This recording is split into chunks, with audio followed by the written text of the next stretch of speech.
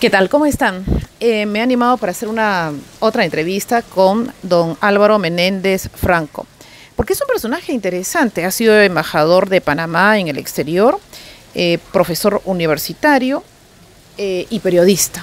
Y tiene unas anécdotas, como por ejemplo Fidel Castro. Sí. ¿Usted me va a decir que es un admirador de Fidel Castro? Yo conocí a Fidel Castro cuando no era famoso en ninguna parte del mundo, sino como un gran deportista en Cuba y también como un extra del cine norteamericano. Porque él trabajó de extra en una película llamada Escuela de Sirenas, donde él aparece haciendo una servida a los artistas principales a la orilla de la piscina. A él hizo ese papel de extra, no le gustó, mandó a recoger la cinta en Cuba, la eliminó. Pero él pasó por aquí rumbo a Colombia en abril de 1948, cuando nosotros teníamos una lucha contra un convenio de aviación. No nos gustaba el convenio de aviación a los estudiantes y estábamos activos, y él pasó y lo presentamos en el aula máxima de la Universidad de Panamá, donde hizo un discurso incendiario. A mí me tocó al día siguiente acompañarlo a él y a un señor Guevara, que no era el Che, sino un cineasta conocido, a buscar una fotografía rápida, y lo llevé a la Plaza de Santana. Fuimos en un carro de un estudiante de Derecho de apellido Díaz, y ahí lo llevamos a que se retratara él y el otro amigo, una foto que las daban en 15 minutos frente a la Plaza de Santana.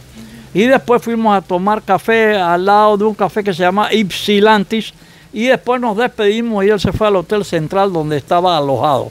Ese fue nuestro primer encuentro. Y después, en La Habana, en 1961, él fue a buscar a los panameños que habíamos viajado invitados para que tomáramos café y fumáramos tabaco en el Hotel Habana Libre, que había sido el Hilton. Y ahí tuvimos una larga conversación de varias horas, y después nos encontramos muchas veces porque yo fui invitado a todas las declaraciones y congresos mundiales que se hicieron en Cuba, y descubrí que me llamo Álvaro por un tío español que trabajaba en Cuba desde 1940, y que mi padre me puso ese nombre por él, que era corrector de pruebas en la Imprenta Nacional y redactor deportivo del Diario de Hoy, y él murió en el año 65, está enterrado en Cuba, Álvaro Menéndez Meléndez. Entonces eso ya me hizo estar más cerca de la isla, y conocí a uno de mis hermanos mayores, hermano de padre, que después se trasladó a España, donde ha muerto hace un par de años. Pero usted fue entonces amigo de Fidel Castro. Yo hasta el final fui amigo de Fidel Castro. ¿Qué resto le pintaba a él? Porque la historia se va a encargar naturalmente de juzgarlo. Como él lo dijo, ¿no? Bueno, mire, él era un hombre genial. Él no era un hombre común. Él era un hombre que casi no dormía. Era un hombre... Por la desconfianza. Sí, él por muchas razones no dormía mucho. Era un lector ávido.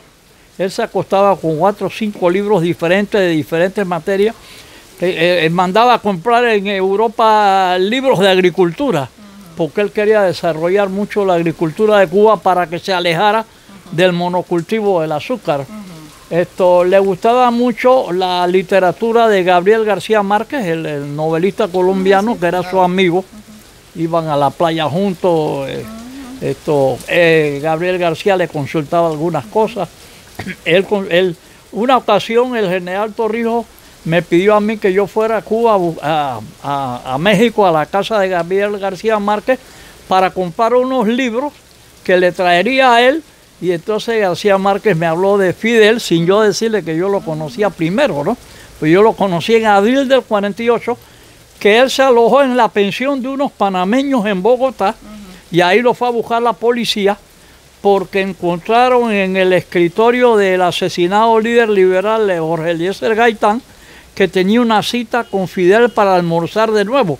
Ya habían almorzado Fidel Castro, el líder venezolano Rómulo Betancourt, y Gaitán en un restaurante cercano al despacho de Gaitán.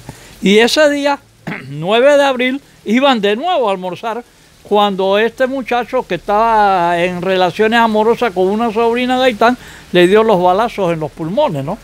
Entonces, claro, fueron a buscar a Fidel. Fidel se escapó con su amigo, sacaron las maletas de la pensión de los panameños y se fueron en un avión que transportaba reses a Barranquilla y de ahí se fueron a Haití y de Haití cruzaron a Cuba. Torrijos Velasco. Torrijos fue invitado por Velasco Alvarado al Perú, donde firmaron una declaración conjunta diciendo que no todos los militares de América habían traicionado los ideales de Bolívar y de San Martín y de los demás líderes de América del siglo XIX, que había militares que habían traicionado, pero que ellos creían en la liberación de los pueblos. Esta fue la declaración. Sin embargo, hay una anécdota, ¿no? Sí. Que usted me relató que Torrijos terminó detenido en Perú. Una anécdota muy sabrosa. El general era admirador mucho de las canciones clásicas colombianas y de las canciones populares del Perú. Y su cantante preferida era una cantante peruana que le decían Chabuca Granda. La autora, la compositora. La compositora, creo que era cantante también. Cantautora, pero más se inscribe como compositora. Bueno, él decide fugarse de su escolta panameña y de la escolta peruana, estando allá. Se quita el uniforme, se viste de un civil cualquiera con sombrero y tal, se va para el hospital a las 10 de la noche, no lo dejan entrar. ¿Cómo usted va a entrar? Porque sabía que estaba allí. Sí, en un piso, en un cuarto especial estaba Chabuca Granda. Él quería conocerla y hablar con ella, pero usted no puede entrar, esta no es hora de visita, vuelva mañana a tal hora. Entonces él dice, bueno, muchas gracias, da la vuelta y se salta a la cerca y se va hasta el cuarto de Chabuca. Y se está hablando con Chabuca de 11 de la noche a 3, 4 de la mañana. Una conversación que ellos tuvieron, supongo que Chabuca hasta cantó algo. Pero cuando él venía saliendo del hospital lo arrestaron.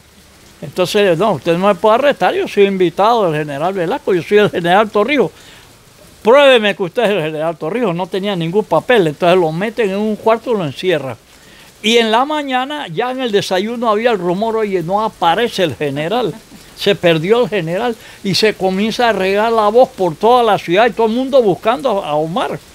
Bueno, y a eso de las 10, 11 de la mañana, los guardias que lo habían rechazado en la noche vienen de turno y dicen, oye, es que se perdió un general para ellos. Oye, pero aquí vino un señor anoche que dijo, y cuando dice, bueno, lo tenemos encerrado ahí, lo saca de la general Torrijos. Me parece una anécdota muy humana. Por supuesto, por supuesto. Mao Zedong. Mao Zedong me invita, yo estaba en el Japón en una conferencia de conmemoración del bombardeo de Hiroshima, me habían invitado, sencillamente bajo el lema de No More Hiroshimas. Y entonces Mao Zedong invita a varios de los que estuvimos a ir a un simposio que hay en Pekín, también de uso pacífico de la energía atómica. Yo de esto sabía cero, pero yo cómo iba a rechazar, siendo periodista, que uno de los líderes más importantes del Asia nos invitara, ¿no? Y entonces como al tercer día me van a buscar de parte de él. Yo entendí que Mao Zedong no me estaba invitando porque yo fuera Álvaro Menéndez Franco, sino porque ese año en enero se habían producido muchas luchas en Panamá de los estudiantes más que nada que habían entrado pacíficamente a cumplir un tratado de izar banderas panameñas en la zona del canal y habían sido rechazados con bombas lacrimógenas y después con balas de guerra. Hubo 21 muertos, 500 heridos. Entonces Mao Zedong quería hablar conmigo de eso. Quería que yo le explicara mi participación, cuál era mi percepción, porque me dijo la intérprete de él, ¿verdad? Él fumaba un cigarrillo tras otro, tenía los dientes negros. Vestía muy sencillo, con pantufla, no tenía una sola condecoración. ¿Y qué percepción se dio de su personalidad? Muy magnética. Como magnético era Fidel Castro, como magnético era Omar Torrijos. Los líderes son magnéticos. Arnulfo Arias, que no era mi líder. O los caudillistas. Sí, Arnulfo Arias no era mi líder, sino un hermano mío, pero era también un hombre magnético del centro derecha, ¿no? Sencillamente yo me quedé extasiado viendo a Mao, que este hombre había liberado a la población mayoritaria del mundo, había liberado un país de más de 1.000 millones de habitantes, ¿no? Siendo sencillamente un pequeño propietario y un maestro rural. Entonces él me quería preguntar cuál era mi percepción de esos 3 días de tantos combates en Panamá, y yo le estuve contando cómo yo estuve a punto también de perder la vista, me salvó una motoneta, en fin. las balas le pegaron a la motoneta y yo acostado detrás de ella. Él me dice que en su opinión, porque él era un militar hecho en la pelea, no de academia, lo que había ocurrido en Panamá en esos 3 días equivalía a una gran batalla de la Segunda Guerra Mundial. Y que qué pensaba yo, sin la menor duda, presidente Mao. Porque mire usted que hubo la segunda ciudad que se llama Colón, una ciudad pequeña de 16 calles, donde se peleó contra bayoneta, pueblo contra bayoneta, no va la bayoneta, la gente está cortada en los brazos. Entonces eso es como la pelea de las trincheras entre Alemania y Francia.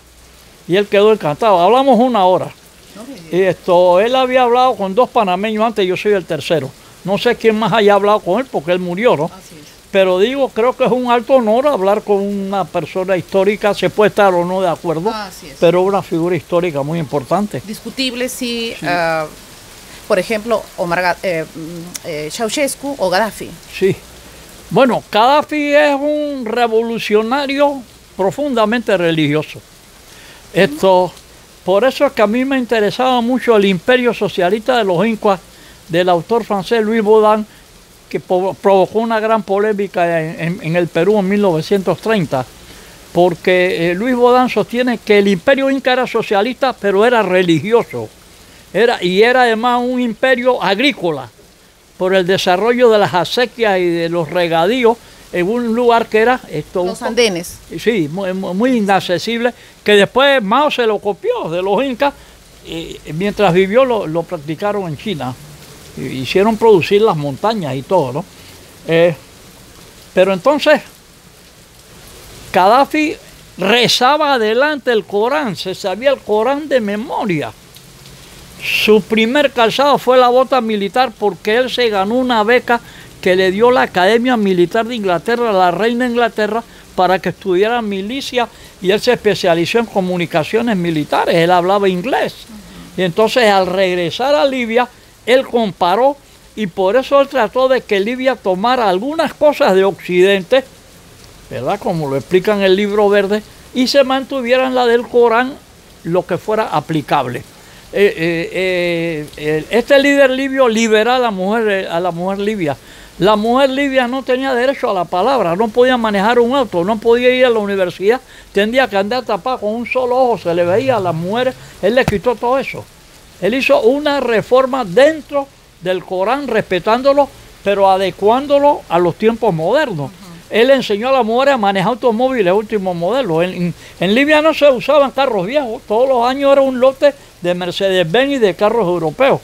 Y además, la única concesión que él le hizo a los del Corán, a los hermanos musulmanes, con todo el respeto, es que las mujeres en el ejército llevaran tapada la cara, pero iban con uniforme, ametrallador y todo, y desfilaban. Su escolta eran 6 mujeres de una gran velocidad, capaces de darle un tiro a una moneda en el aire. Usted tiraba una moneda de filo y la mujer le pegaba. Y esa él decía que eran sus hijas. Entonces este hombre combina la fuerte religión musulmana con el socialismo, pero un socialismo que no es ateo. Y a mí me interesó mucho esto, porque mi polémica en Panamá con algunos líderes comunistas era que ellos dicen que yo era muy inclinado a la religión, pues yo era hijado de un sacerdote. Entonces una abuela profundamente seguidora del cristianismo allá en la Villa de los Santos, ¿verdad? Y mis tíos que eran ayudantes en la Semana Santa. Y eso no se me podía ir a mí porque era mi formación. Pero cuando yo digo, bueno, este hombre está haciendo una revolución tremenda con el petróleo y poniendo el carnero en la mesa del pobre sin renunciar a la idea de Dios, es interesante, ¿no? Últimos 3 minutos, un personaje, bueno, yo me voy a eximir de comentario. Ceausescu. Bueno, Ceausescu muy calumniado, muy discutido. Una esposa totalmente fiel, y usted sabe que la gran canalla es que los fusilaron 2 veces.